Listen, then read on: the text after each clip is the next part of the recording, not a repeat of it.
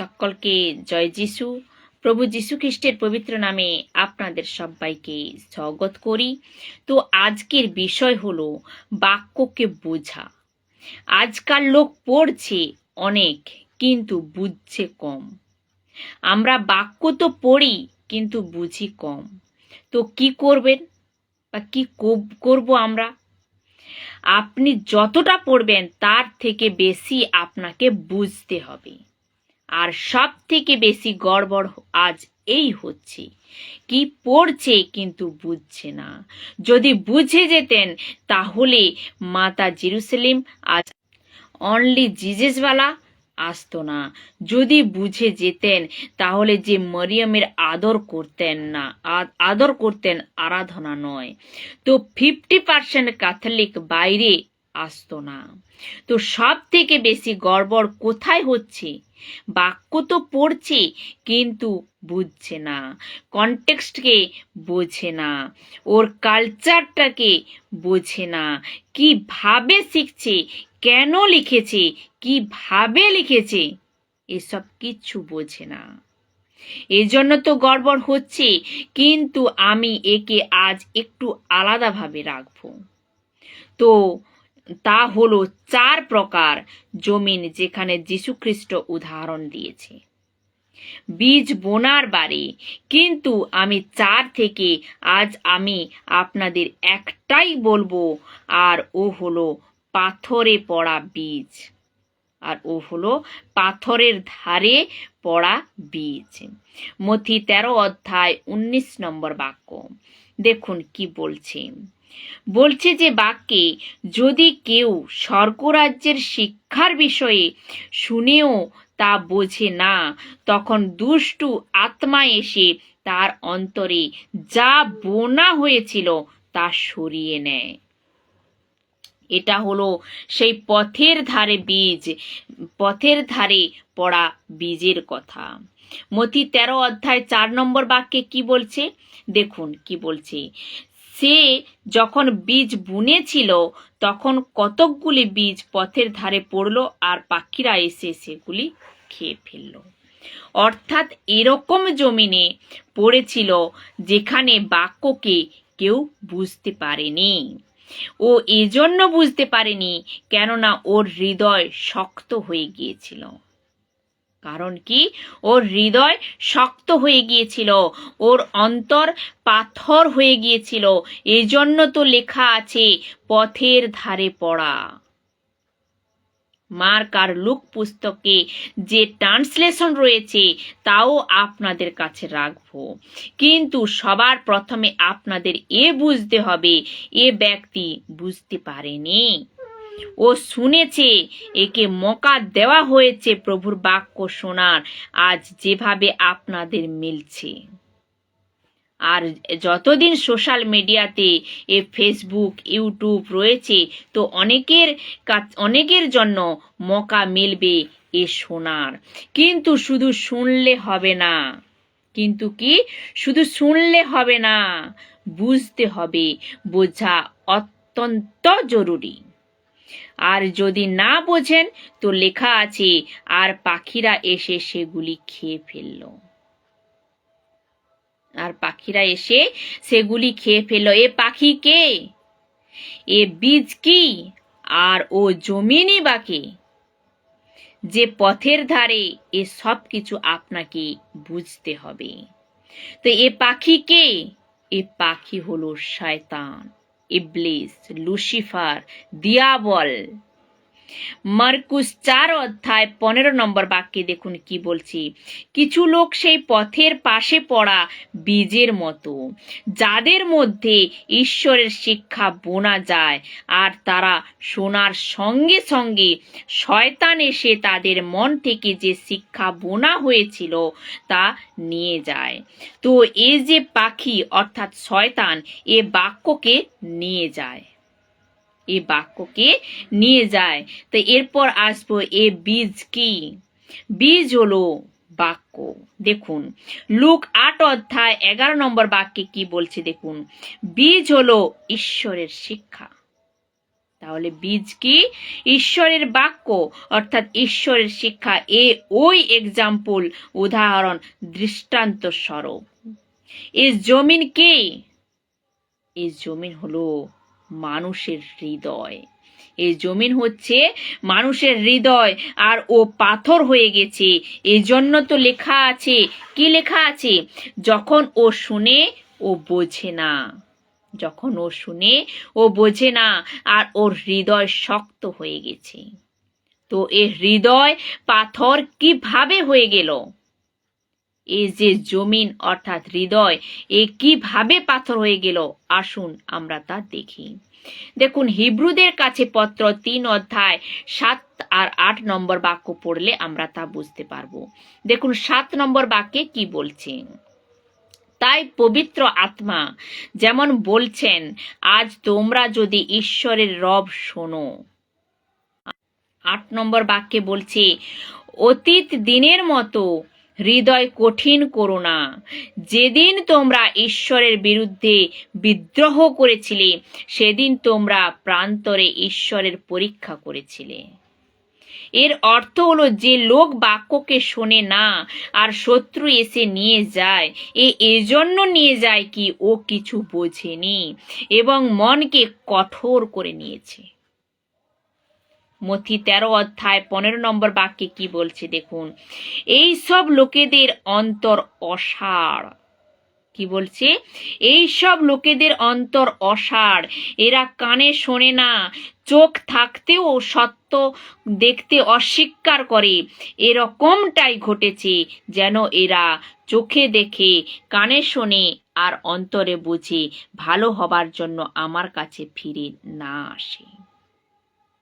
এরকম হয় না।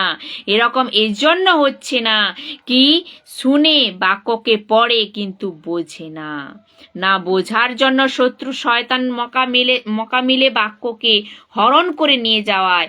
আর আপনাদের বোঝা জরুরি। আপনাদের বোঝা অত্যন্ত জরুরি। আর যদি না বাক্যকে বোঝো তো শত্রু এসে নিয়ে যায়। কেননা আপনি আপনার মনকে পাথর বানিয়ে নিয়েছেন। তো আজ এখন এই ভিডিওর মাধ্যমে আপনাদেরকে বোঝাচ্ছি, তো মনকে কঠোর করবেন না, মনকে পাথর বানাবেন না। যদি মনকে কঠোর করেন তো বুঝতে পারবেন না। কিছু লোক বলে কি, আমি তোমার সাথে একমত নই। কি বলে থাকে কিছু লোক, যে আমি তোমার সাথে একমত নই, এই জন্য একমত নেই। আপনাকে যাচাই করতে হবে কি কোথাও আপনার মনকে কঠোর তো করেননি।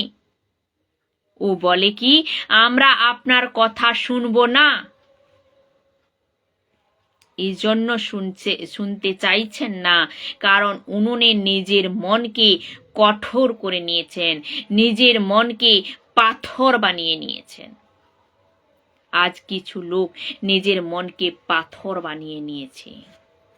বাক্যকে বোঝা অত্যন্ত জরুরি, শুধু শোনা নয়, বোঝা জরুরি। আর যে ব্যক্তি বাক্যকে বোঝে না, ও তো নিজে বিগড়ে যাচ্ছে, তার সাথে অন্য কেউ বিগড়ে দিচ্ছে। আপনাকে বুঝতে হবে পরমেশ্বর আপনার সাথে কি কথা বলছে। আপনি এরকম বানবেন না, বাক্যকে বুঝুন। আপনি না বোঝার জন্য নিজে বিগড়ে যাচ্ছেন আর অন্য কেউ বিগড়ে দিচ্ছেন। এখন অন্তে এক খতরনাক কথা বলতে যাচ্ছি, তা হলো, যদি এই বিশ্বাসী ভেতর থেকে বাক্যের বীজ শয়তান নিয়ে যায়, যার হৃদয় পাথর হয়ে গেছে, যদি শয়তান ওর ভেতর থেকে বীজকে অর্থাৎ বাক্যকে উঠিয়ে নিয়ে যায়, তো ওর কি হয়? তাহলে ওর কি হয়? ওই ব্যক্তির কি হয়? ওর ভেতরে তো বাক্য নেই। ওর ভেতর থেকে শয়তান বাক্য উঠিয়ে নিয়ে গেছে, লুসিফার নিয়ে গেছে। এখন এ ব্যক্তি কি করছে? ওর হৃদয় তো খালি হয়ে গেছে। ওর হৃদয় কি হয়েছে? খালি হয়ে গেছে।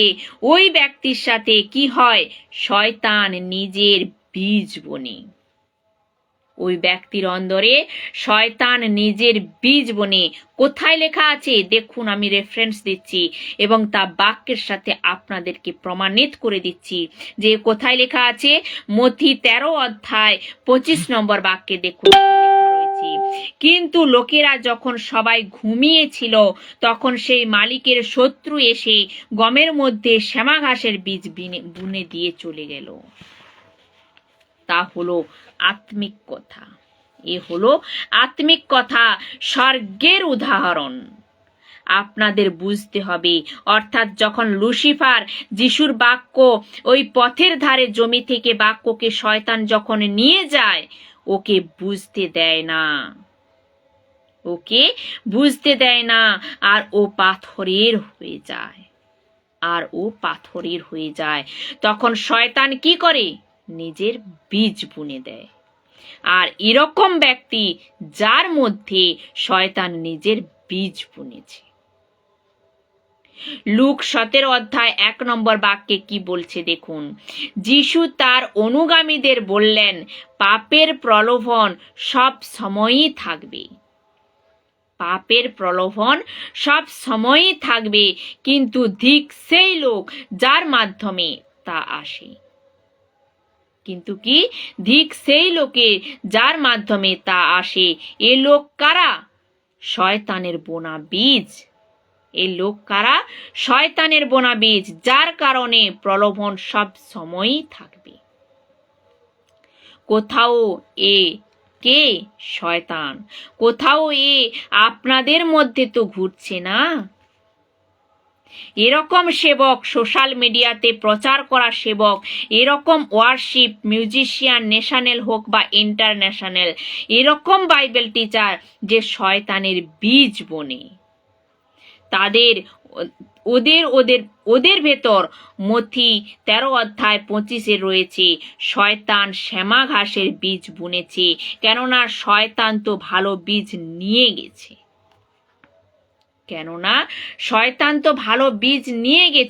তো ভালো বীজ যখন নিয়ে যাবে তখন ও কি দিয়ে যাবে? শয়তান ওর নিজের বীজ বুনে দিয়ে যাবে। আর নিজের বীজ বুনেছে, বললাম না, শয়তান নিজের ভালো বীজ নিয়ে চলে গেছে আর ও নিজের বীজ বুনে দিয়ে গেছে। তো এ লোককে শয়তানের বোনা বীজ। তো এরকম ব্যক্তি আপনাদের মাঝে ঘুরছে না তো? একটু ভেবে দেখুন। মথি 7 অধ্যায় 15 নম্বর বাক্যে কি বলছে দেখুন। ভণ্ড ভাববাদীদের থেকে সাবধান। কি বলছে? ভণ্ড ভাববাদীদের থেকে সাবধান। তারা তোমাদের কাছে নিরীহ মেষের ছদ্মবেশে আসে, অথচ ভেতরে তারা হিংস্র নেকড়ে বাঘ। কি? হিংস্র নেকড়ে বাঘ। কোথাও একে শয়তান, কোথাও আপনার চার্চে, আপনার মণ্ডলীতে ঘুরছে না তো? আপনাদের বুঝতে হবে।